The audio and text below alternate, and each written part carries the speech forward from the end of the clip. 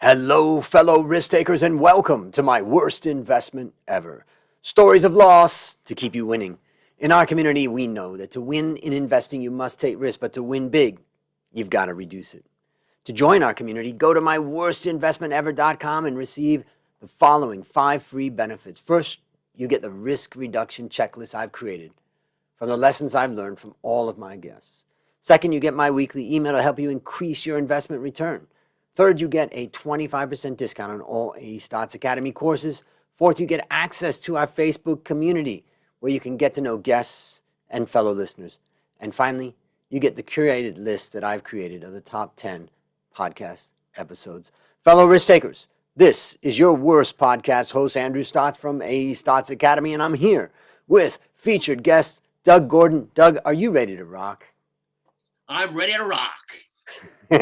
That's the American in me, huh? You ready to rock? Well, let me tell the audience a little bit about you. Doug Gordon is an international speaker, a radio presenter, and CEO of D&S Performance Optimization. He spent 21 years in the investment industry selling hedge funds and mutual funds, B2B to global banks, institutional fund managers, and stockbrokers. He held positions of head of sales and marketing and sales director at 2 of the top fund managers in Europe. In 2012, he had a near-death experience, which was the same year he did an industry record of over $1.75 billion in sales in just 1 year. Doug, take a minute and fill any further tidbits about your life. Yeah, well, thank you so much, Andrew, for having me on. It's a pleasure to be able to talk to your beautiful audience.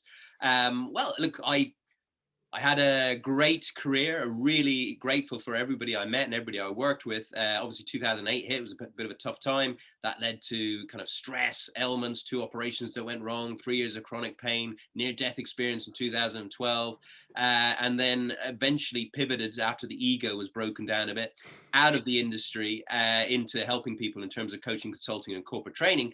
And now I work with people like Dell and Salesforce, Facebook, many SME CEOs and sports stars and stuff in terms of coaching, consulting, corporate training, and doing a lot of keynotes as well. And I've just got a book coming out very soon called High Performance Success Without Stress. So that's basically me. Wow. And what would you say is like, your key secret sauce, the thing about you that you bring to your audience, to your clients that, that's unique about you? Besides, I love the, without stress part.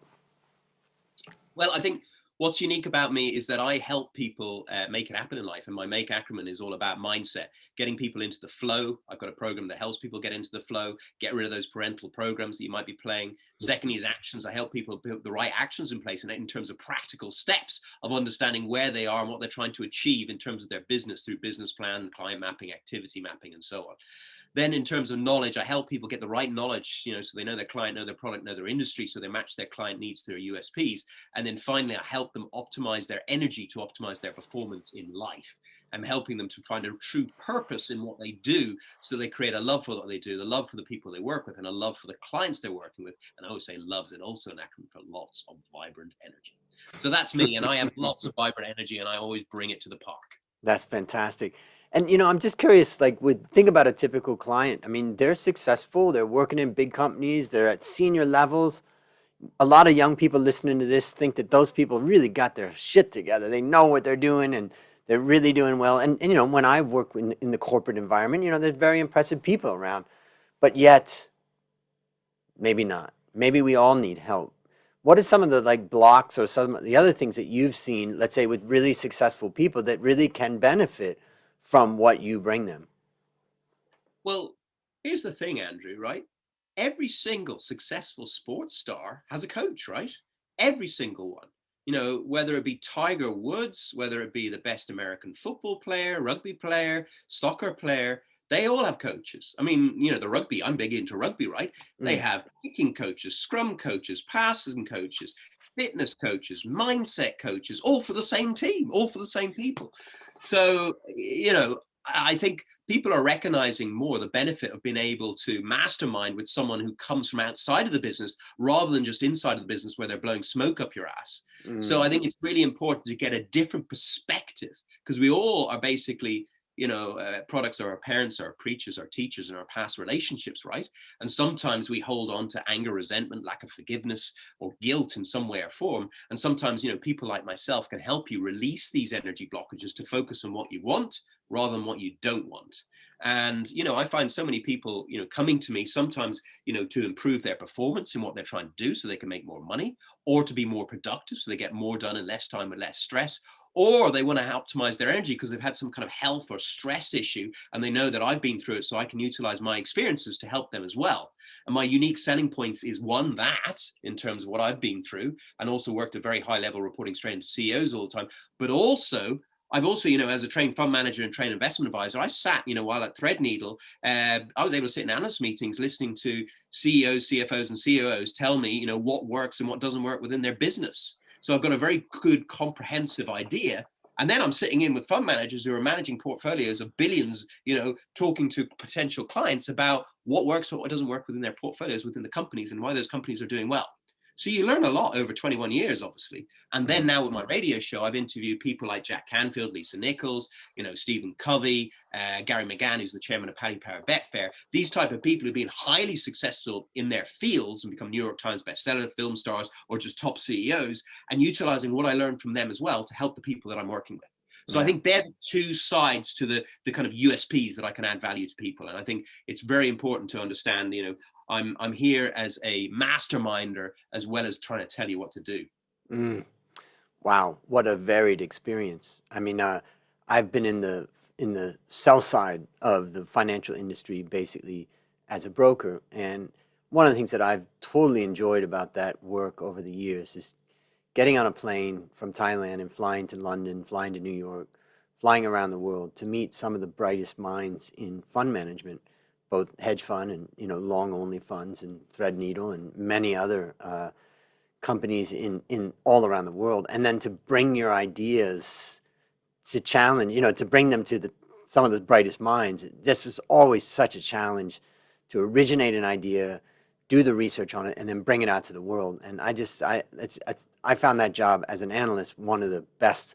But I also remember that, when I first started off, I didn't really understand about sales. And after I started meeting great salespeople in the business, I realized like what you go through on the sales side. So, trying to bring all the pieces together. And so, yeah, it just brought me back thinking about that. So thanks for that. My pleasure.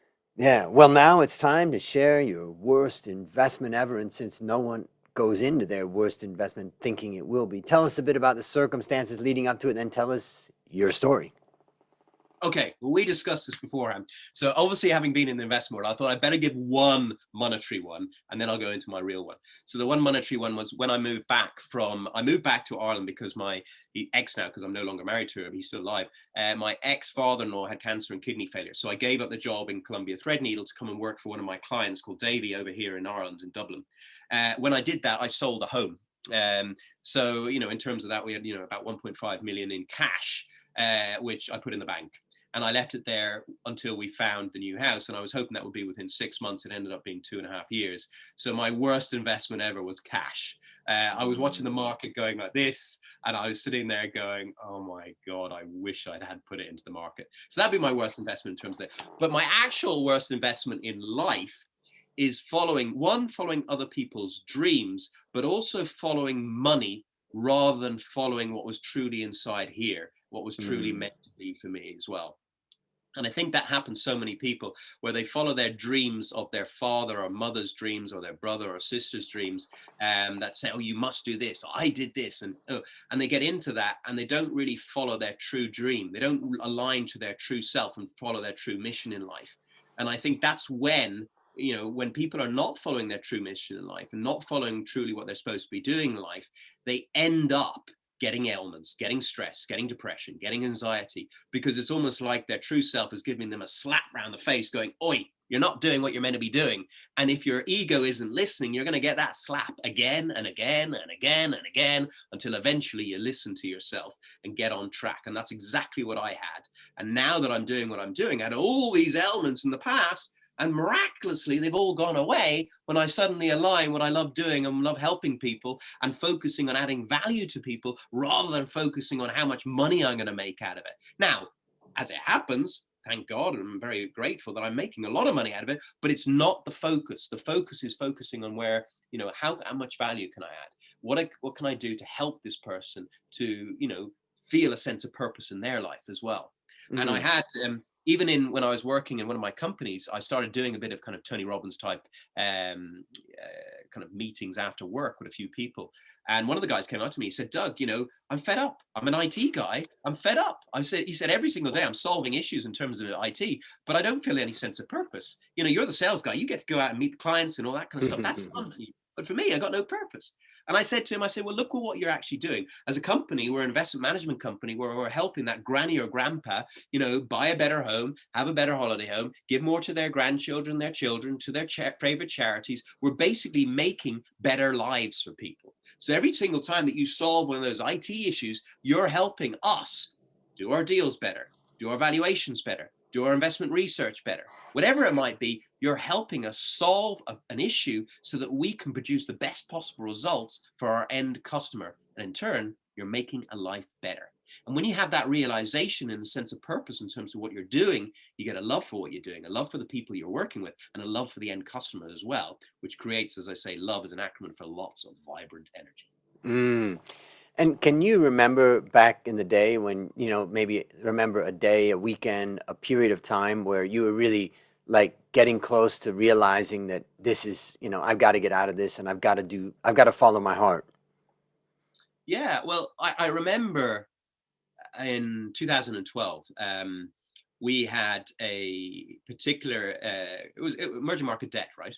And we had Jupiter Asset Management, which was one of the big asset managers in the UK. They had a couple of 100 million in our emerging market debt fund, and we lost the entire team. Basically, it was in the press. I'm not giving anything away. Mm-hmm. There was a rogue trader, and the fund management team got fed up, and all bar one of them left to go to Standard Life, and they moved over to Standard Life and set up there instead. And we had one guy left. He was a Brazilian guy. He could hardly speak English. I always wondered whether he just didn't know they were going. He didn't go with them. But he was actually a really talented fund manager. It was just his language skills weren't particularly good. And I remember, anyway, kind of getting a long story short, we had a potential loss of like 250 million. And I knew that they were in our OIC structure. And I knew they were interested in our European equity fund as well. So I thought, you know what? Instead of them taking the money out, that potentially they could move the money within the OIC to save in capital gains tax across to our European equity fund without having to capitalize those gains. And as well as that, I thought I'm going to try and work with this fund manager to teach him exactly what the customer wants and see if we can keep the money as well. Mm. So we went in, we pitched, and I'd done a lot of work with the guy. And not only did we keep the money, but they also went for the European equity fund as well. So we went for a potential loss that year of something like 230 million or 250 million. I can't remember the exact amounts. Mm-hmm. It's on their fact sheets if Yep. you look back, to actually gaining over 500 million in, because they kept the EMD fund and put money into it, and also bought the European equity fund and put about 300 million into that as well. So it's like a win-win all around. But I had that, and normally as a sales guy, like as your biggest deal that you ever have, that single deal of like 550 million in a year, you're kind of going, and the save as well of the 230 million. So you suddenly going from, a holding within, your company from this company of like 230 million to like 800 million plus. You should be going, yeah, this is amazing. But actually I thought to myself, oh, is that it? That's all And there is. I realized that, it was just numbers. What really meant a lot more to me is actually sometimes sitting in front of those clients when they're telling me about their marital problems or their children problems or whatever. And actually in those sales meetings where we talk about, the product for the first half hour or whatever, but the second half hour, because they know I'm an interesting guy, they want to ask me questions about how they can solve their problems in life. And when you do solve someone's problems in life and give them what they really want, their real true need, and something that truly makes them happy, then that is really fulfilling for you as well. It's that sense of giving and seeing that sense of, the success of your giving, helping someone else, Mm. that really matters. And that's what really turned me on. And that's what I do now. And that really keeps me, alive in terms of what I'm doing now. And I hope you can sense that in Yeah. terms of the way I'm thinking now. Can definitely feel it. All right. So let me ask you, what lessons did you learn from this experience? Well, the lessons I learned is that we all are a product of our parents, our preachers, our teachers, and our past relationships, as I was saying earlier on. And we Mm. hold on to these parental programs And you cannot change those parental programs unless you have, one, awareness, and two, acceptance. Because the awareness and the acceptance allows that change.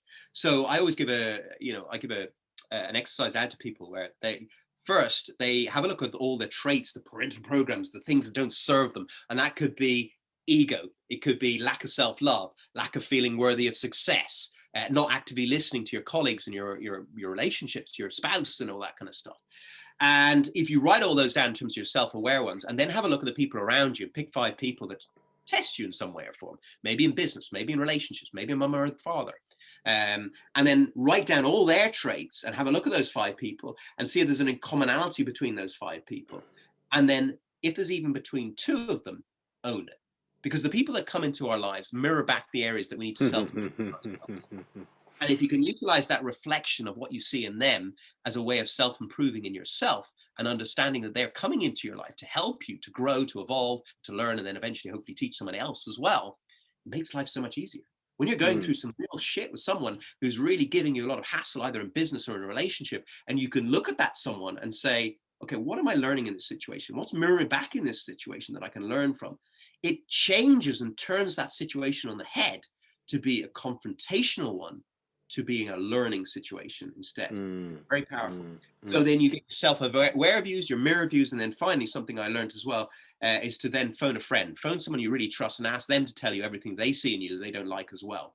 So then you've got your self-aware views, your mirror views, and your phone a friend views, and write them down, and then find a coach like myself and voice them out loud. And the reason why you voice it out loud is because it's a bit like when people go to Alcoholics Anonymous and they're asked to voice it out loud that I'm an alcoholic and I accept that, I'm willing to change. Because you're voicing out loud, it triggers 3 parts of the brain, including the subconscious, which allows the awareness and prove to the subconscious the awareness, which allows the acceptance, which eventually allows the change. You can't do that without voicing it out loud, without getting it out and allowing it to then once you've done that, rip the piece of paper up into shreds, throw it down the toilet or burn it, whatever you need to do, and feel that energy dissipate. Then take another piece of paper, write down all the I am grateful statements or the I am statements of what you want to be. So I am worthy of success. I am, an amazing person. I am humble but confident. And I am actively listening to other people all the time with love, and voice that for a minimum of 21 days, preferably 60 days, looking yourself in the eye, in the mirror, with your hand in your heart, with real passion, and watch the neuroplasticity that changes within your subconscious if you do it properly. I promise you, I've had pro-American footballers crying their eyes out in my office because they've released that energy, and they get rid of the distractions of worrying about this, worrying about that, and they get laser focused on what they want. And when you get laser focused, because you got rid of all those crap, all those energy blocks, then you can get more done, less time, with less stress, and be more aligned to what you're supposed to do. Wow. Well, let me summarize some things that I take away from what you've talked about. It just kind of brings me back to a story that I'll tell you, Doug, about myself. Is that when I was 17, I found myself in drug rehab, basically. So talking about Alcoholics Anonymous and 12-step programs and that type of stuff. And it took 3 different drug rehabs in about 9 months. But when I left that final drug rehab, which was in 1983, I was really free.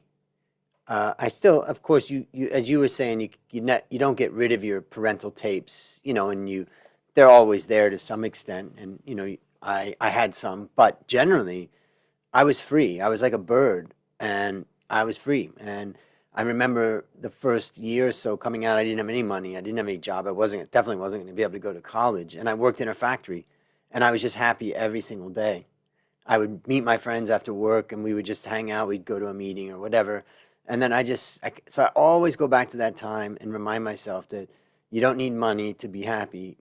Friends and a healthy life and all that basically can bring happiness. But then as I went through my life, I just kept I just kept taking the next opportunities that came. And I just, there were some things I didn't enjoy, like some of my jobs and stuff, but generally, I just kept going further. And I've always kind of done what I want with the people I want. And that's been, really helped me to enjoy. And so you made me feel a little bit grateful. I still have plenty of things to work on. And listening to what you're talking about, reminds me of that. And that's the first thing that I was thinking about. The second thing is, when you talked about the IT guy and talking to them, I mean, this idea of bringing purpose to our daily activities, that sometimes we get caught up in the mundane of life and we forget the fact, and I tell the story of my mom and dad who basically weren't rich. My dad had a good job at DuPont and worked there all of his career, and my mother was a housewife. But when my mother came to Thailand, I brought her to Thailand to live with me after my dad passed away. And we went through the finances, and she wasn't in great shape because she had had some strokes and she was slowly recovering from that. She's much better now. But I said, Mom, you've done it. Between you and Dad being frugal and being careful and, investing, you now have enough money to last the rest of your life and not be a burden on me or my sister. And, if somebody who didn't see the purpose was managing her money and helping, it could have been a much worse outcome. So there's a danger in losing purpose, not only in just like day to day, it's, no fun, but you can hurt a lot of other people. And so I think what you were telling that IT guy is that grandma and grandpa that are relying on this, this is valuable. So I think the lesson I want to take away from what you've talked about is the idea of, for all of us, for all the listeners, no matter what you are doing, bring purpose to it. And you may not have a chance to do your dream thing right now, but bring purpose to what you're doing today. And that's what I take from you, Doug. Is there anything else that you would add to that? Yeah, I mean, I literally was just off before this call with one of the Dell VP guys, and we were discussing in terms of managing people in terms of a business as well, and it's even investing in terms of that. Is that a lot of people come in and they have the energy of complaining, and the energy of complaining is the opposite of the energy of gratitude. And the most successful people in the world, like Dr. John DeMartini, is a friend of mine. He's been on, he's with The Secret Film. He's a multimillionaire and New York Times bestseller. And he always says, if you think about it, you think about it, you bring about it. So, visualize what you want in life and really be grateful for everything you have, because you open yourself up to receive more. And in business, especially when you're complaining, you're wasting energy. And if you can, when you're coming to your boss or any of your subordinates, go up to them in a positive manner of not complaining that energy about something that's going wrong, but take the awareness of what's going wrong and come up with solutions and focus Mm. on the solutions. How can we get to here rather than being down here? And that's the most important thing, because so much energy in this world is wasted on gossip and complaining. Whereas if we focus on what we want rather than what we don't want, we get the energy focusing and going in that direction as well. And that's in everything in life. People complain about past history, what happened to me in the history and what happened to my society, my people in the history as well. I empathize and I understand, but let's get to the solution as quickly as possible, what we want. And the more we talk about the past is where we stay. Whereas if we Mm. talk about the future and what we want, we'll get there quicker. So let's do that. So simple, not always easy to understand or realize, but someone like you, I know, can help a lot of people to visualize that and realize that. So, based upon what you learned from this story and what you continue to learn in your life, what one action would you recommend our listeners take to avoid suffering the same fate? Well, I believe that we're all come down here shining our light, right? So gleam your light every day. So my gleam acronym is have gratitude for everything you have, because you'll open yourself up to, receive more. Learn something new every day, because when you're learning, you're growing. Exercise to honor your body every day. Have that awareness of where you are and what you're looking to achieve, and also the programs you're playing. And then meditate, not necessarily just to reduce stress, to increase energy, but also to visualize your goals and visualize the steps, procedures, and processes in place to achieve those goals as well. And every single multimillionaire that I deal with, they visualize in some way or form every single morning to make sure they get their day going smoothly in that, what I call the flow. Well, ladies and gentlemen, that's a master class. Now, last question. What's your number one goal for the next 12 months? Well, my number one goal for the next 12 months, I've been asked to do various TV shows, radio shows, is to get the TV show in particular up and running, and bring on some inspirational people that can add as much value to people out there like your listeners as possible in terms of that radio show, and also to continue in terms of adding as much value to my clients as possible in terms of continued clients, to make them align with their true self in order to complete their true mission in life. Well, listeners, there you have it, another story of loss to keep you winning. My number one goal for the next 12 months is to help you, my listener, reduce risk and increase return and happiness in your life. To achieve this, I've created our community at myworstinvestmentever.com, and I look forward to seeing you there. As we conclude, Doug, I want to thank you again for coming on the show. And on behalf of A Stotts Academy, I hereby award you, ching ching, alumni status for turning your worst investment ever into your best teaching moment. Do you have any parting words for the audience? No, I just say go out and glean your life, enjoy your life, and remember to focus on what you want rather than what you don't want. Everything in life is energy. Thoughts are energy, speech is energy. Thoughts lead to speech leads to actions leads to habits, and habits leads to destiny. So think smart, talk smart, work smart, and if you're really smart, you might get in touch with me, some coaching and consulting. What's the best way for them to get in touch with you? LinkedIn. LinkedIn is something that Yep. I utilize, and I love LinkedIn. And please get in touch. It's Doug Gordon on LinkedIn. DNS Performance Optimization. It'd be my pleasure to help. Fantastic. And we'll have the links in the show notes. So just go to the show notes and click to get in touch with Doug. And that's a wrap on another great story to help us create, grow, and protect our wealth. Fellow risk takers, this is your worst podcast host, Andrew Stott, saying, I'll see you on the upside.